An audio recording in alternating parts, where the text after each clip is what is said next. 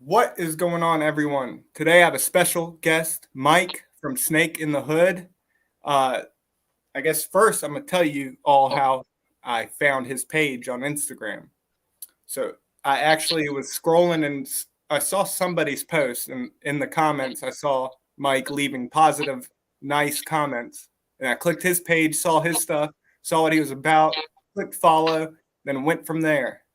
So Mike, man, I think it was Schmo Diddy Schmo Cat. Diddy Cats. Yep, Yeah, it was definitely him. Yeah. yeah. So what the most important thing and the thing that I find most fascinating is what got people in the hobby. So could you tell us what got you into the hobby? Um, it's, I mean, it's a kind of complicated but kind of short story at the same time. So I had never had reptiles throughout most of my life. I recently got into this in the past 2 years. So the first interaction I ever had with a reptile was actually with one of my neighbors, and he was moving down to Florida, and he had offered to just give me this, random ball python that he had. And at the time, I didn't even know, what a ball python even was. I just knew that it was a snake and it was a pet, and I knew nothing about it. So me, just being the young idiot that I am at the time, I took the snake, and I had this snake for maybe about a month or two, up until the point where my girlfriend at the time was just like, I can't do it anymore. Like she was so scared of it. Like I just literally had this thing in like maybe like a 30-gallon tank right next to our bedroom. And I guess it freaked her out to the point where she literally believed that this ball python was going to grow to a size to the point where it's going to get out of the tank and strangle her in her sleep, or strangle me in like my sleep. So yeah. So in other words, unfortunately, I loved her a lot at the time. So, I just did what was best for the relationship at the time. So I gave the snake to someone else who, already had a couple of snakes. And that was the first time I ever had a pet snake. And this was probably like in, I want to say, like 2014 or 2013 at the time. So ever since then, up until 2020, I never had another snake, up until my next girlfriend at the time convinced me to buy a Mexican black king snake, which, for me was like, I never had a snake like that. That thing looks crazy to me. Uh-huh. So it started there. And yeah, the addiction just grew from there, from 2020 up until now. Now I'm up at 14 snakes, and I've got a pretty decent, solid collection now. That's awesome, man. So that ball python, were you nervous at first or were you just Uh, it was comfortable? more like, I wouldn't say like I was scared of it, but yeah, there was definitely like that nervousness that you feel initially when you hold a snake for the first time. I just remember like my hands kind of shaking. I had like a lot of adrenaline going through my body, and it Mm. was kind of like a thrill every time I held a snake, which is honestly one of the reasons why I feel like I'm still addicted to them, because I don't know, maybe it's just me, but like every time I, handle them initially, it was a big rush. You know what I mean? Like, yeah, you're working with this snake, this big, badass snake, or sorry, this big, nice snake, or, just really interesting looking snake. And that was it for me. It was the curiosity of working with something completely unknown that just got me hooked. Nice. So that Mexican black king snake, see, I love them for the something about black snakes I love. But was that Oh one yeah. pretty defensive or was that a calm snake? Oh, he was an absolutely calm snake. And honestly, like the one time I did get bit from him, he's only bit me once. It was a feeding response bite that was it was my fault. I was doing my usual thing, cleaning up all the snakes, and I was handling a lot of different snakes. And sometimes when you don't wash your hands, or you don't wash them good enough, these snakes can still pick up the scents of other animals that were on your hand. So I was handling some other king snakes. He probably smelled another one right on my finger, and he bit me, wrapped around, and he didn't let go for a good like 20 minutes. But it got to the point where I had to put him underneath the faucet of my tub and just run some like cold water on him until he finally let go. And that was like my first real snake bite. And ever since then, honestly, I haven't been bit since. That's good. That's Yeah. good. So the it's a blacktail creepo you have, right? Yeah. And that's the one that you take out and about and show people and everything. Well, actually, no. Well, I want to do that later on with the black-tailed Prevo. He's a baby, but I have an adult yellow-tailed Prevo named Yellow Wolf, and yeah, he's been great.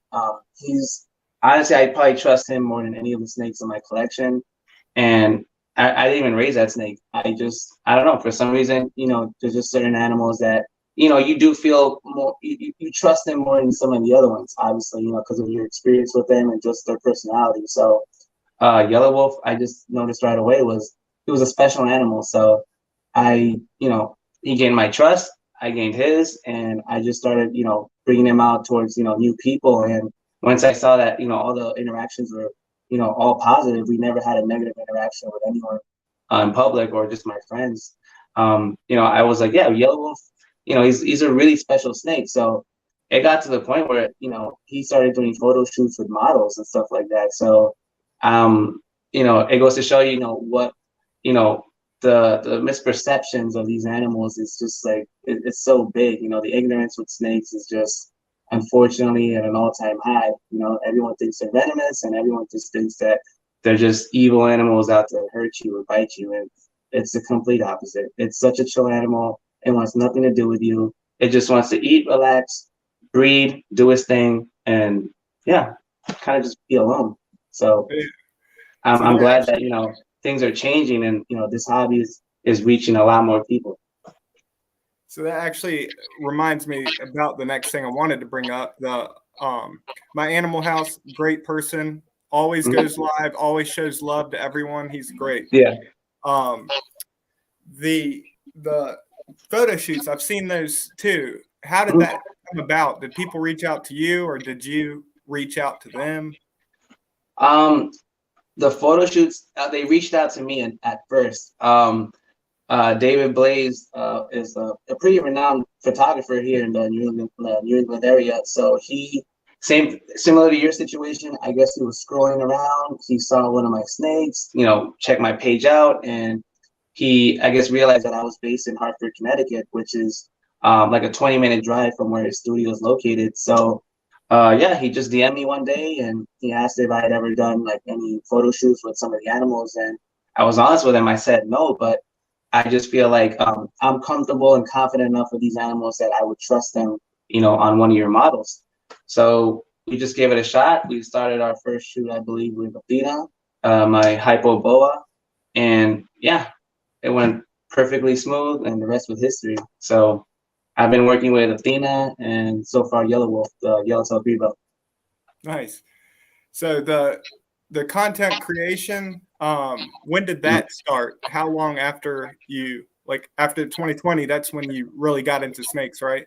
Well, here's the thing, check this out. So I actually did have a YouTube channel right when I first started, and I had a couple of videos up there, and I was just looking back at some of these videos. I wish I didn't delete them, because now I look back at it, it would have been great just to see how much I've progressed as a keeper in the hobby. Because like my first couple of videos were just me and my ex-girlfriend at the time visiting Adam and Harrison Wonderland Pets. And Adam Harris is the owner, and he's the guy who basically taught me everything I know about reptiles, or just snakes specifically. So what I would do is on my days off, I would go there with my ex-girlfriend at the time, and we would just clean cages, just for fun. We would just do it for fun. We'd even bring some coffee, all hang out, and it was a really fun experience to not only learn about all the different types of snakes, but also it was good, hands-on experience for me, like, working with larger snakes, smaller snakes, just cleaning in general. So that experience honestly helped me a lot and accelerated my growth like rapidly. Mm-hmm. And so this next part, we're going to talk about, since some of these people in here have experienced some negativity from others online. Yeah. I've noticed that you get some negative comments from people in the hobby, and maybe not even just the hobby. Yeah. So how do you deal with that personally? Does it bother you? At first it did. I'm not going to lie, because in everything I do, I always try to put out good energy, and I never try to just, really start any problems with anyone. So the fact that, I had good intentions and I was trying to get, just show my snakes and how much I admired them. Unfortunately, it did garner some attention from people that didn't feel the same way. And it just got to the point where, you know what, I just had to just realize, listen, man, no matter how good your intentions are, no matter how good your content is, there's just always going to be people that, for whatever reason, unfortunately, just won't like you. So it just, you know, it was hard to accept, but I accepted it. And now I just, you know, I don't even let it bother me. Now it's just more to the point where it's like, all right, well, I know there's going to be people that are going to hate, but for the ones that don't hate, you know, I want to focus on that audience. I want to, you know, interact more with those types of people, you know, like yourself. So yeah, that's where I'm at right now. Yeah. I mean, the way I look at it is, you know, I know who I am as a person. So at this point, it doesn't, like, I don't entertain that stuff at all. Yeah, honestly, same. You know, I'm not old, I'm not super young either, but yeah, I'm completely comfortable with myself and who I am. So it's just like, hey man, the way I view it, if you're not paying my bills, who cares what you think, man? Exactly. So my Animal House said, haters make you famous. Yes, they do. They do. That is ironically, you know, I don't want it. I don't ever want to come up that way. But hey, man, if they got bad things to say, then hey, it'll just attract more attention and hey, benefits me. So go ahead, keep hating whoever hates me. Exactly. And Facebook, most toxic in my opinion. Oh, I don't even yeah. go on there anymore. Yeah, I'm honestly like I'm starting to just cut back on the Facebook. I mean, I'll post a couple of links to like maybe some of my YouTube videos on like certain groups, but I used to share a lot on certain groups, and then over time you just realize that like you're just sharing content with half the time people either don't care or just don't like you. So yeah, I just try to, you know, put my content in areas where I feel like, you know, people who actually would want to see it, and I just leave that to them. But yeah, definitely not sharing as much as I used to on Facebook groups, unfortunately, because you know what I mean? Just the interactions were minimal, and half the time they weren't even positive. So yeah. Yeah, exactly. Hang on 1 second. I want to try to get some people are in here. Like, this is a great group. Like how I mentioned to you, All right. these people in the chat right now, they always show support. Nice. So I want to make, if I knew how to use this app or whatever, I'd make them moderators, but I don't really know how. But so another thing about the content creation, like, is that a goal of yours to do that and monetize it eventually? Yes, absolutely. Because listen, the way I view it, this is how I view kind of like it's my perspective of in terms of content creation with reptiles.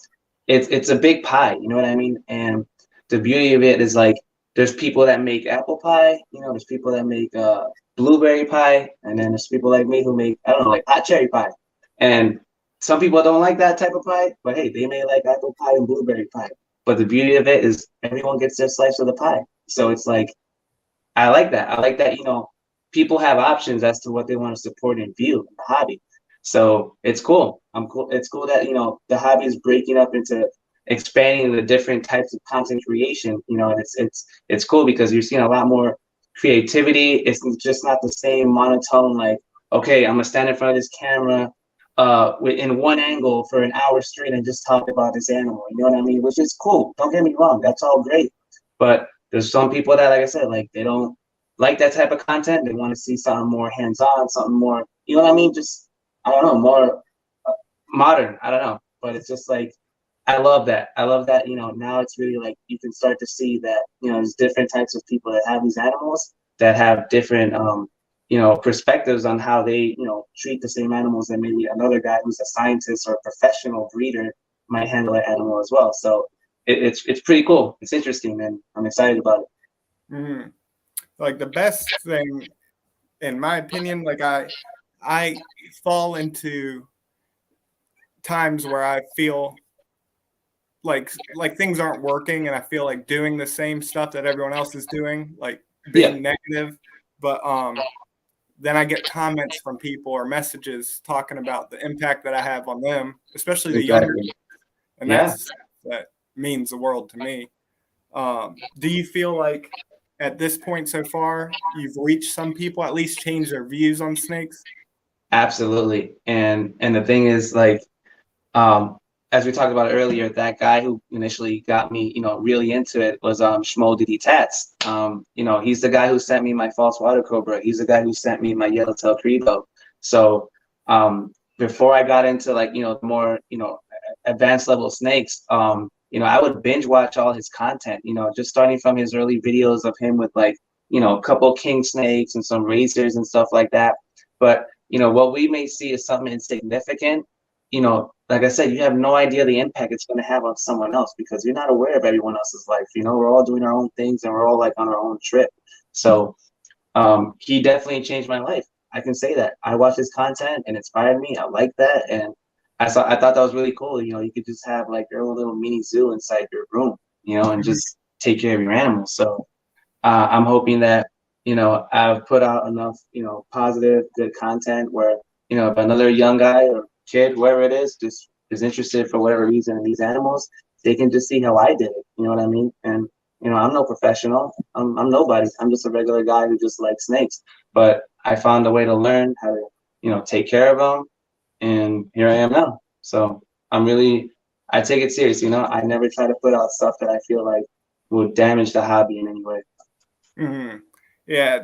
See, that's the thing that I don't think the reptile community realizes, that putting the focus on certain things, like calling out others, for instance, they think it's doing good, but it actually does cause more You're damage. bringing more attention. You're making that person even more famous. Mm-hmm. That's the way I see it. The fact that you're making a whole video about someone else is like you're just giving that person's name more clout, I guess. That's why I just feel like it's not even necessary. If you really want to make a difference, don't support that type of content. Just don't even watch it, block it, and that's it. You don't even really have to like, promote them and just be like, oh, don't follow this or they're bad for the hobby. I mean, I get it. Your intentions are good, but you're just kind of throwing more gas on the flame, in my opinion.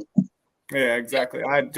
That blew my mind when I got online. I was like, wow, there's so many people that love reptiles. And then I saw all the negativity. I was like, you know what? I'm gonna at least not be part of that and try to make the positive message just as loud as this negative stuff. Oh, absolutely, dude. And it's like I never make content to belittle other creators. I never mention other creators. Even if I have my disagreements with other content creators, I keep that strictly, I handle that like an adult. You know what I mean? I'm never out here, trying to talk smack about anyone or how they do their things. I kind of just stay in my own lane, and I'm happy here. Exactly. And that's what I'm talking about, doing it like a grown adult. I message someone privately if I get to that point. Yeah. And Morbid, sorry to hear about that. Let me know too if you need anything. And yeah, I guess somebody passed away. I might have missed it. The wife's dad. Oh man. Oh man, sorry to hear that. So the I can't remember the Schmo Diddy Tats. Yeah, Schmo Diddy Tats. Yeah. A good friend, actually, Mikey. All these people named Mikey that I meet, they're all great people in the reptile world. He introduced or showed me his page. But how did you find him? I found him just on YouTube, man. Like, it's funny, like all the people that I first started like watching are kind of like influencers on me in terms of my own content creation. So like when I first got my Mexican Black King Snake, I was like, all right, let me watch more, YouTube channels with, same animals. So, I would watch the usual suspects, I would watch, Tyler Nolan, Chandler, David Speeds, Brian Barswick, Schmo Diddy Tats, so I would just binge watch all these channels like over and over every night.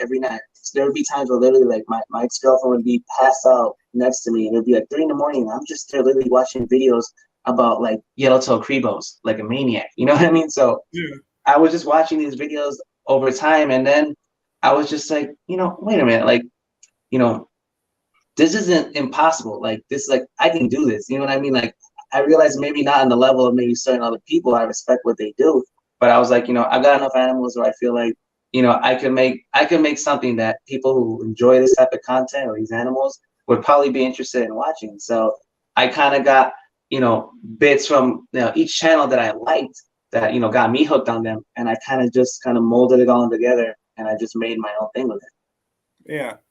That's the thing, man. I've run into parts or points where like I feel like it's pointless and I feel like not doing it anymore, especially on YouTube. I put all this Yeah. effort and then I hit, I guess, these down spots. Have you ever hit any of those before? What do you mean?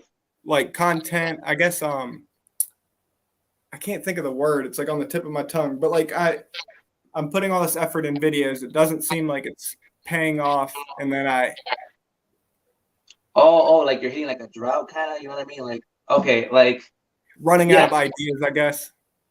yeah, I know what you mean. So it's like, yeah, oh yeah, absolutely. Like there's times where you just feel like, yeah, you're putting in, all this hard work, all this effort, and you just don't feel like you're getting the recognition like you deserve.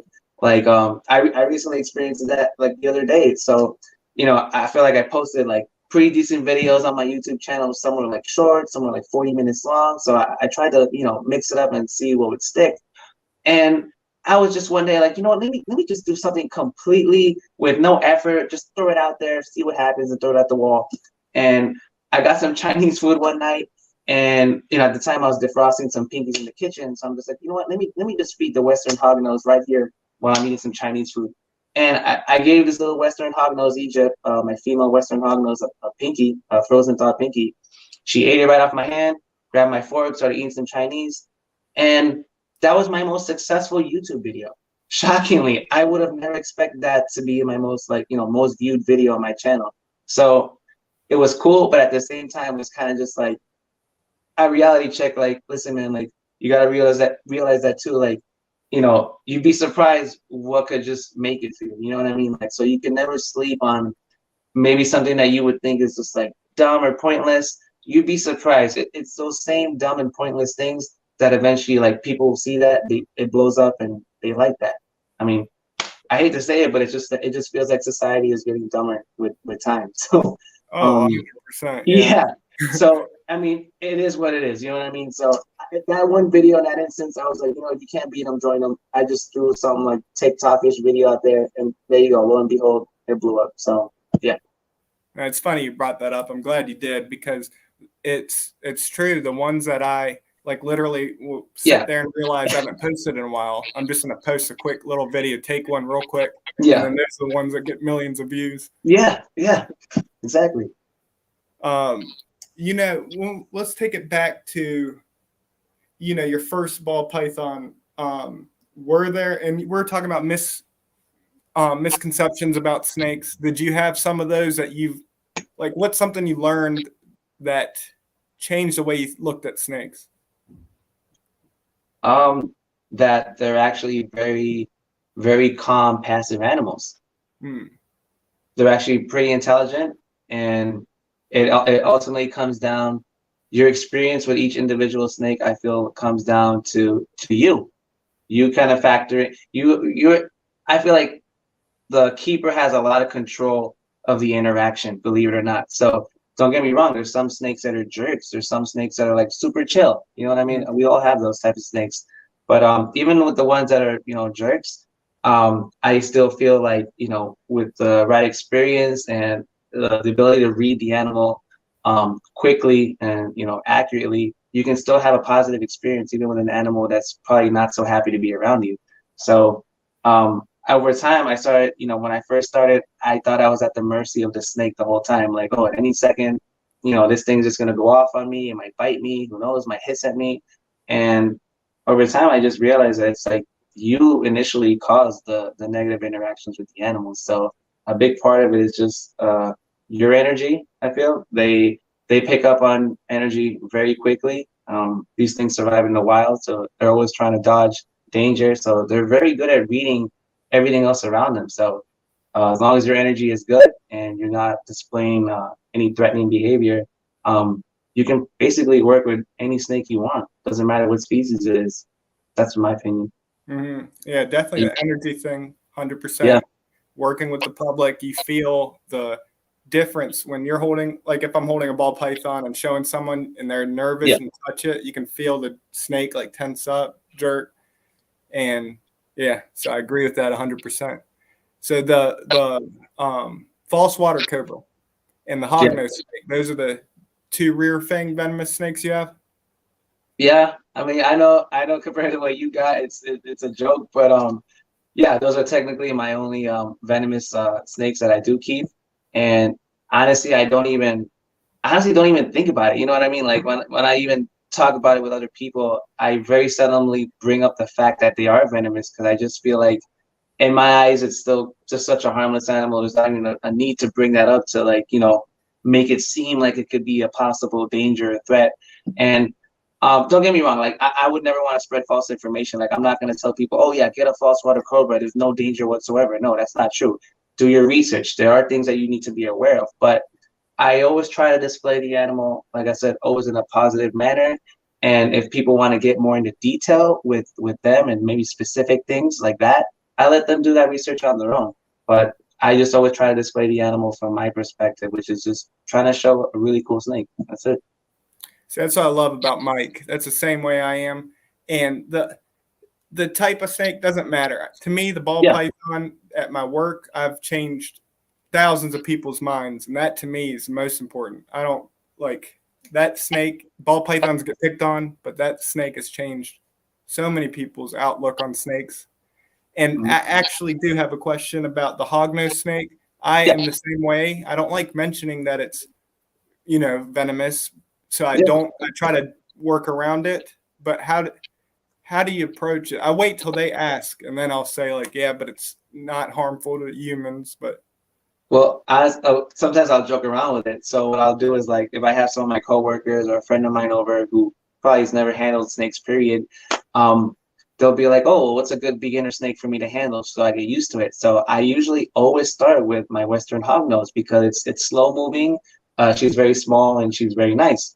So I generally just put her in people's hands and they're kind of like, "Oh, this is really cool. Like, wow, like nothing's happening." And then when I take the snake away from them, sometimes I'll tell them, you just technically held a venomous animal. And they're like, wait, what? And I'm like, yeah, you just held a venomous snake. And they're like, get out of here. And you put it on me. I'm like, yeah, it goes to show you. Had I not told you that, you know what I mean? You would have just thought it was a completely cool little animal. But now that I told you that, now you're freaking out. You see what I mean? So it's funny how that works.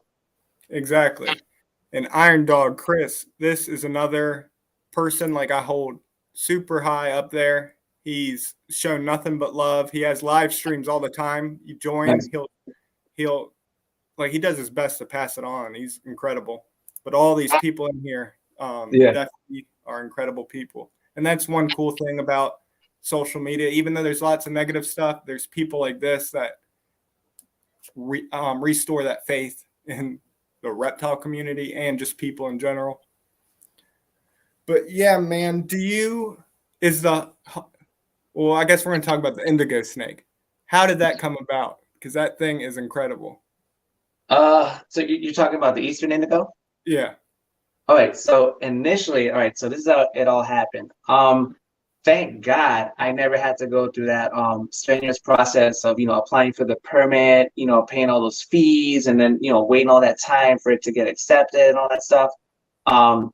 I was very fortunate to come across a breeder within Connecticut, within my state, and I contacted him. I just asked him if the animal was still available, and he was looking to sell it to someone within the same state. And I was like, hey, I live 40 minutes away from you. And it was cool, obviously, I had to, verify to him that, I was for real, I was legit, because with an animal like that, you'd be surprised how many scam artists are, in the community as well, which is another thing that's huge. There's so many scam artists that are trying to steal money from people, from good people that just want to buy a reptile and they get scammed, by these people. So he verified that I was legit. I took pictures of, some mail, sent it to him. So he was like, okay, he believed me. So, and I just told him, right now, I'm not ready to take it in, but I just told him, just give me some time. I just found out about my girlfriend getting pregnant, and I was just, setting myself up for all that stuff. So I just told him, just give me a month and I'll be ready to buy that snake. So a month passed, I got everything ready, and yeah, I just linked up with the guy at 9 in the morning, got some Dunkin' Donuts, picked up the snake, took it back home. Now I got it. How's the temperament on it so far? He's good. I mean, he's in shed right now. I just had him soaking earlier. I mean, if you guys want, I don't know how laggy this is, but I can take him out if you guys want. Yeah, we'd love that. It is a little laggy, but hopefully, like it'll freeze up with the snake on the street. Yeah. I got you. Really, give me 1 second. All right. Oh, yeah, we always underneath the paper towel. Yep. Hey, buddy, I know. You're in shit. I'm messing with you.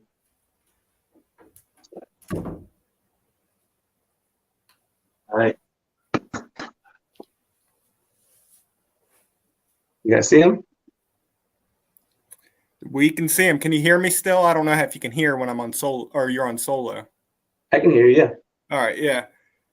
Yeah, dude, that's such a beautiful snake. Now, I don't know much about indigos in general, like just the basic stuff. So it was captive bred. Is that why you don't need permits and stuff? Yeah, it was captive bred, and the reason why I don't need permits is because it was never required to cross state lines. Oh, okay. So that's how that works. Yeah. Because I believe the initial reason why you do have to get a permit is because for an endangered species to cross state lines, you would need a permit for that to happen. So, yeah, he's cool. Here he is, longest snake native to North America, chilling.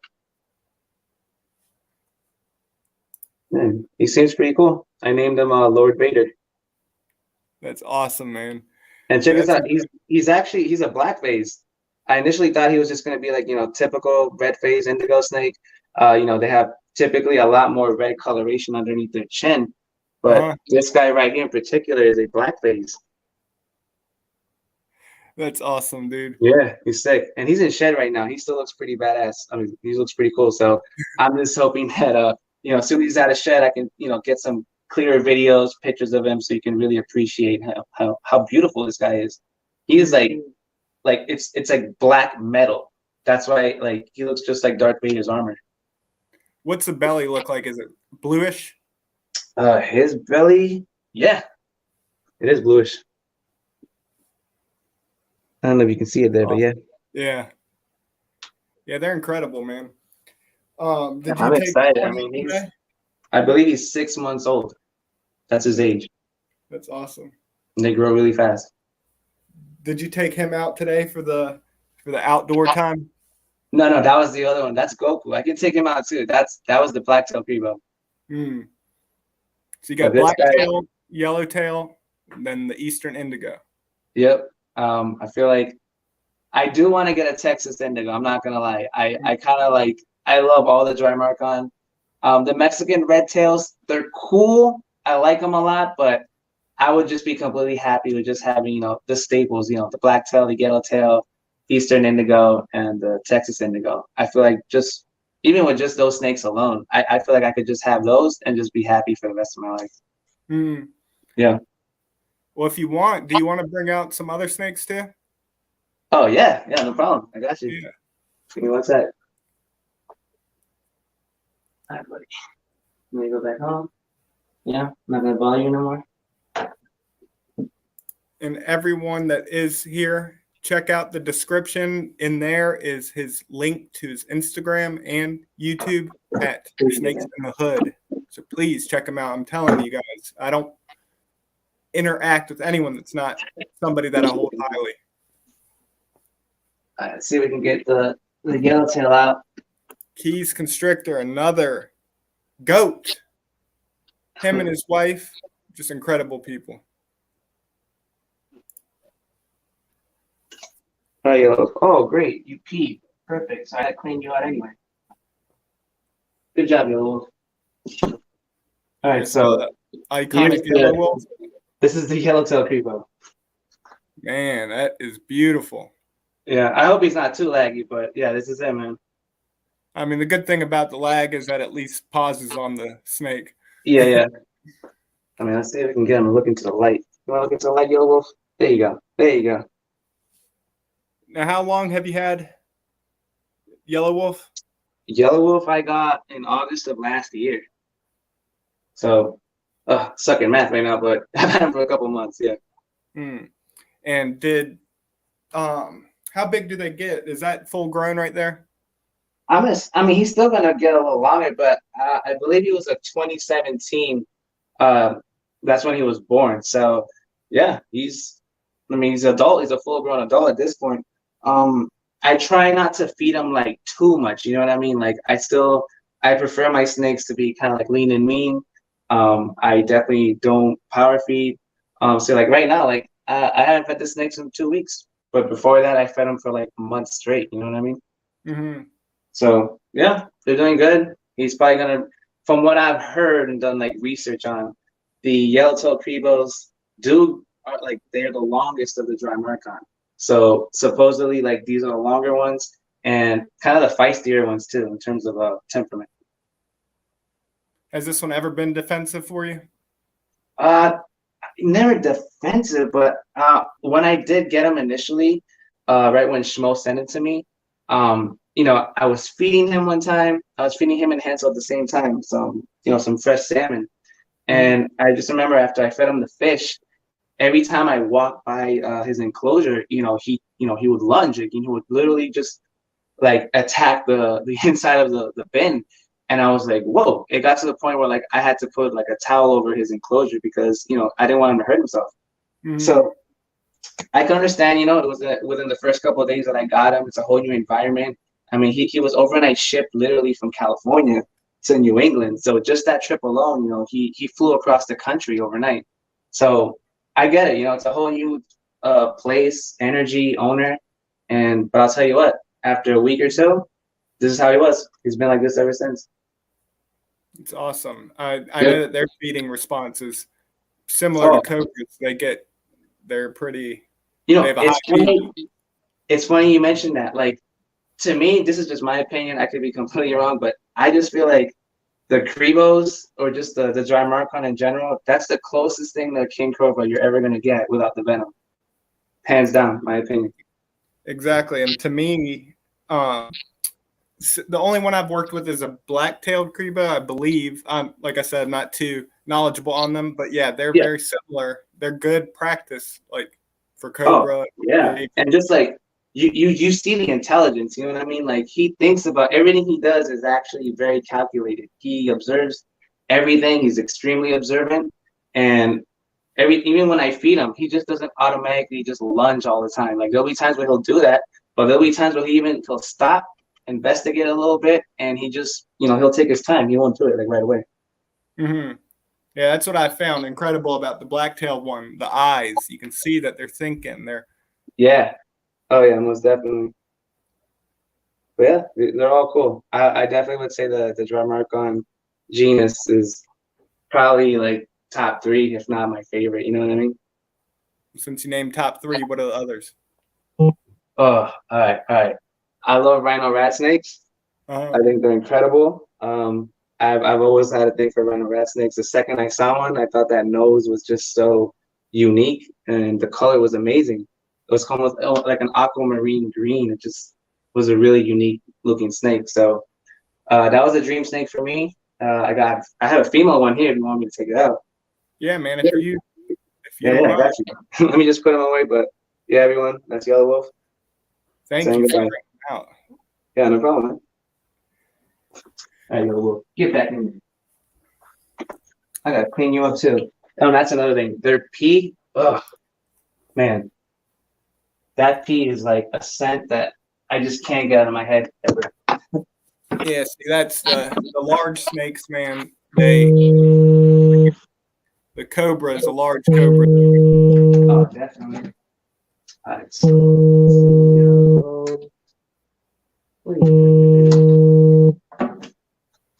I think my girlfriend's actually trying to call me, but she's gonna have to wait.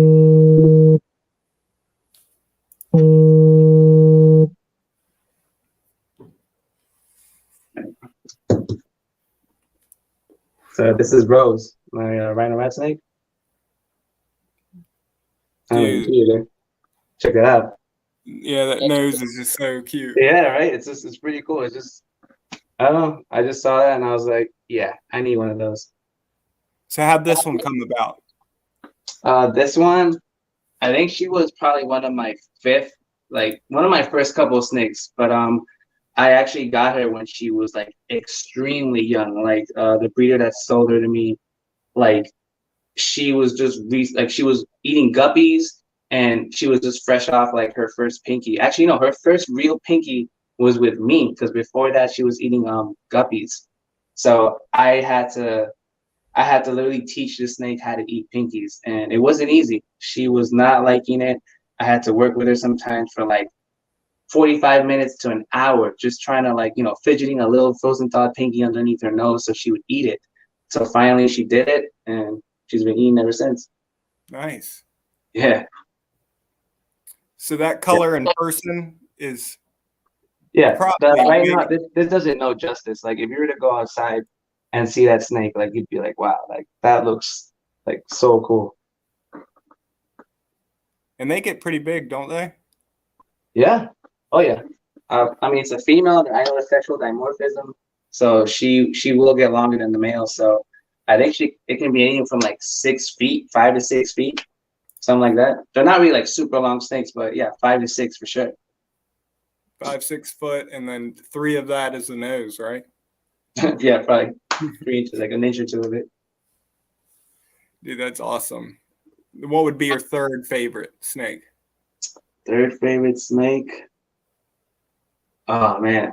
Or genus, whatever. Well, I'm a Colubra guy. I'm not gonna lie. I really am a Colubra guy. I have nothing against all the other ones, but Colubras are just, more my thing. I like fast moving, kind of wiry snakes, and for me, like I love cobras. I love king cobras, so I like snakes that kind of just resemble that.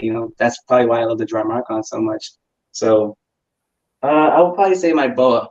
My boas are definitely like, yeah, because Athena, my hypomelanistic boa, I love that girl, and she's huge. And I love that snake. I really do.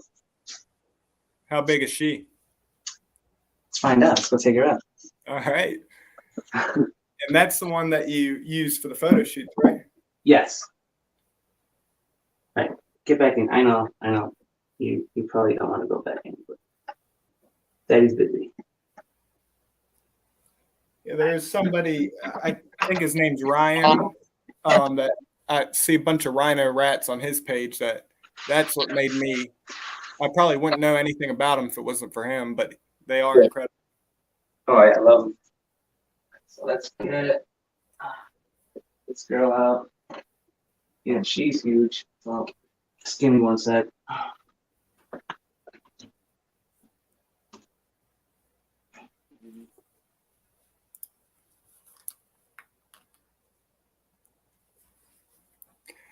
Believe it or not, everyone, this is the most viewers I've had in a live stream on YouTube. Really? Yeah. Nice, sweet man. All right, this is Athena. Beautiful. Thank you. This is hypomelanistic, you said? Yes. Incredible. Very beautiful snake. She's fresh out of shed too. Nice. Yeah. Good girl. Did you take her out today?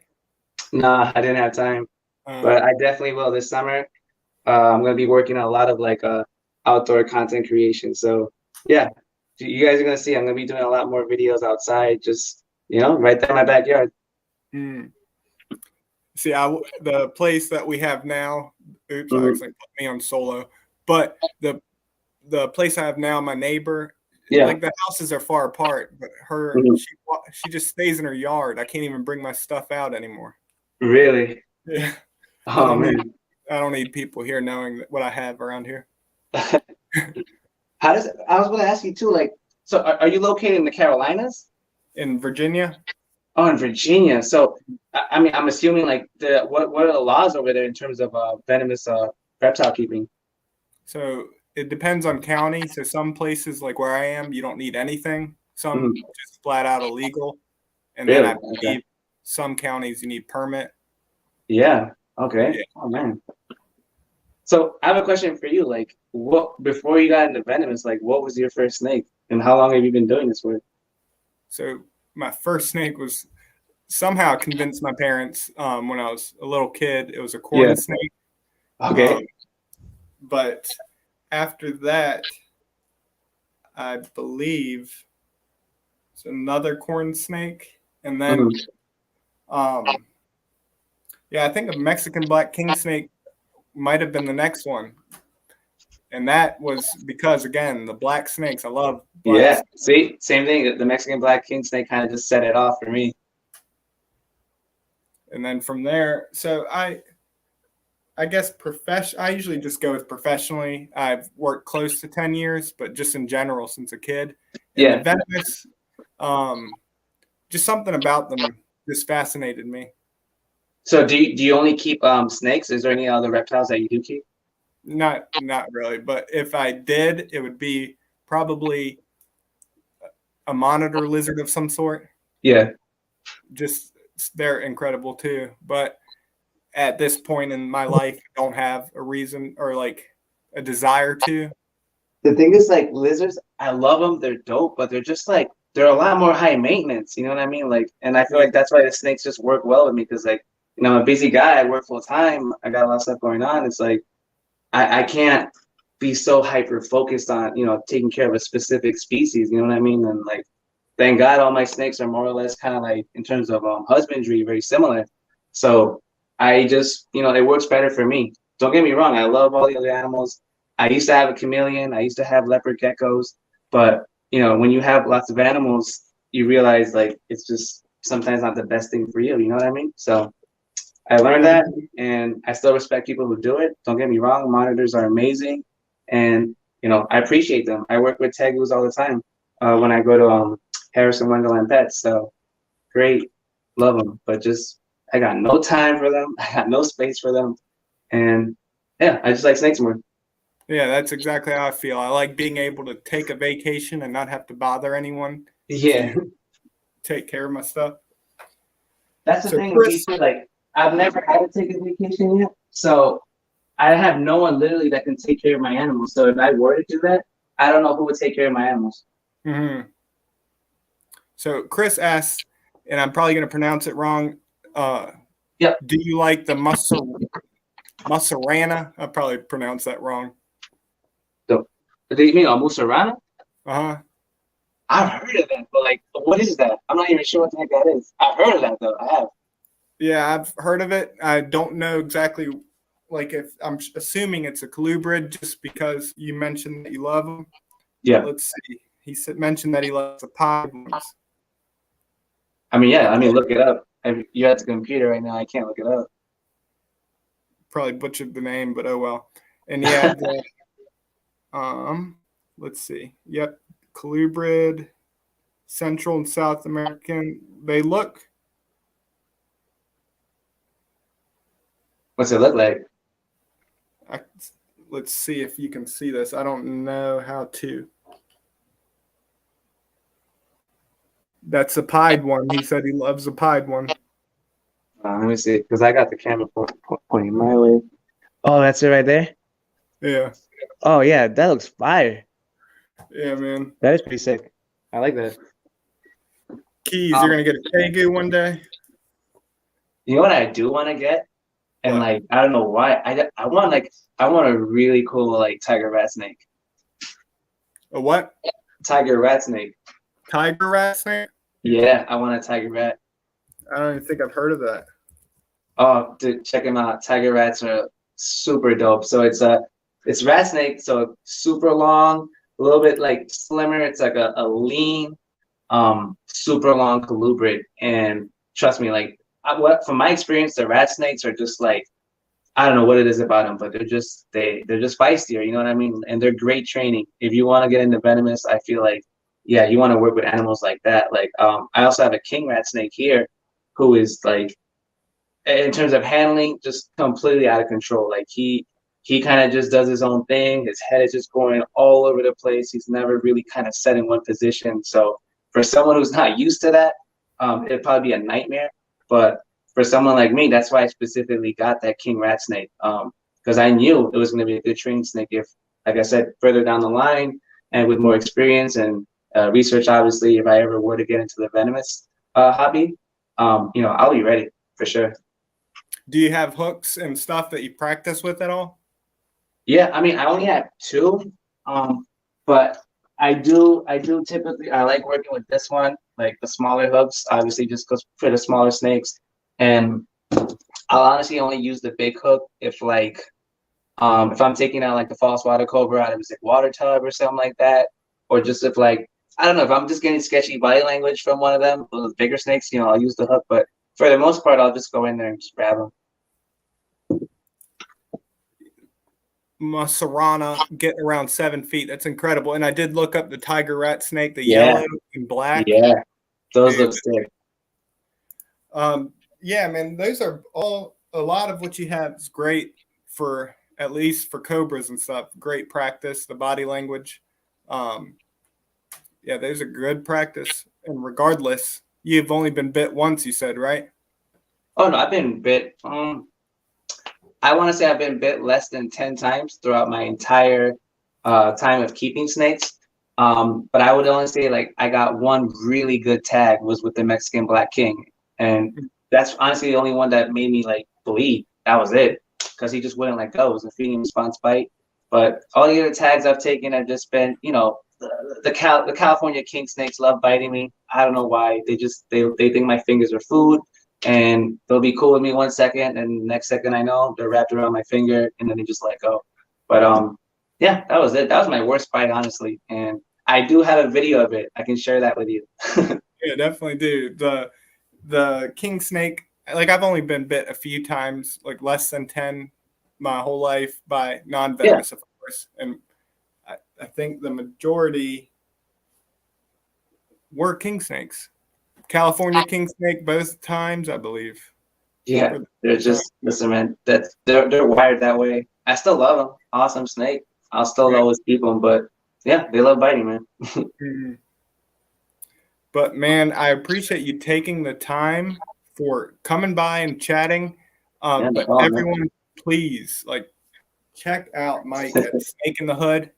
Like I said, in the description, links to his stuff, and you won't be disappointed.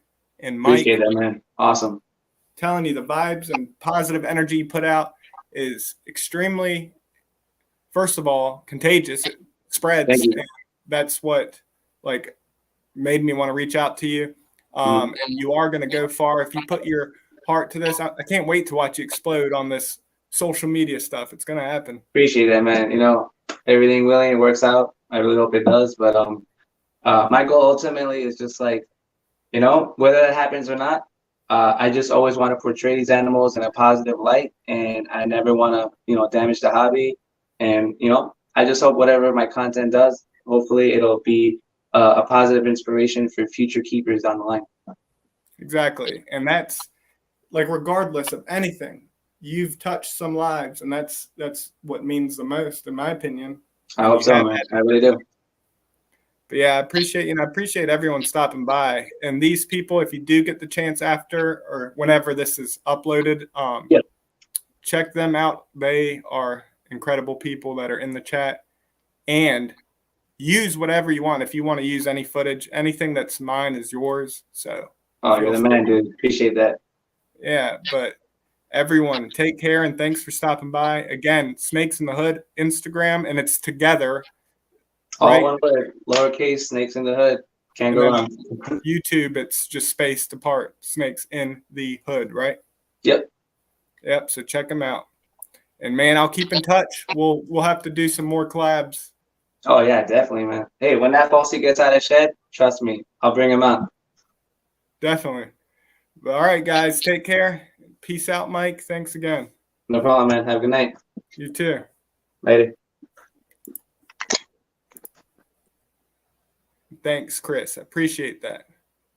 I still need to get the hang of this. I forget what I'm going to ask and stuff, so maybe I should just write it down. But yeah, still getting used to this. But thanks for stopping by. I appreciate each one of you. Y'all are incredible people and mean the world to me. But I'll see you soon.